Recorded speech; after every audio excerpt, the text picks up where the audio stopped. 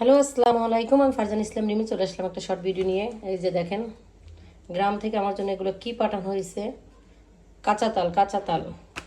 আমার মতো এই কাঁচা তালের শ্বাস খেতে কার কার ভালো লাগে অবশ্যই কমেন্টস করে জানাবেন। এখানে কিন্তু অনেক তাল পাঠানো হয়েছে। এই তালগুলো খেতে কিন্তু আসলে দুর্দান্ত। এটা তো মানে অনেক বছর পর আপা আমি পাইছি, বুঝছেন আপু? কারণ এখন আর আগের মতো ওই গাছে তালের রস তাল এগুলো হয় না। গ্রামে তো আগে প্রচুর তাল গাছ ছিল, এখন কিন্তু তালের গাছ খুব একটা পাওয়া দেখা যায় না। তো যাই হোক, আলহামদুলিল্লাহ এখনো আমাদের মানে দু চারটা গাছ আছে, আর ওই গাছে মোটামুটি তালের রস হয়।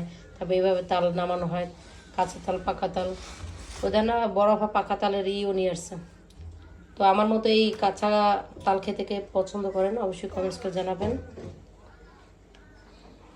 গ্রামের তাল বলে কথা। তুমি খাবা?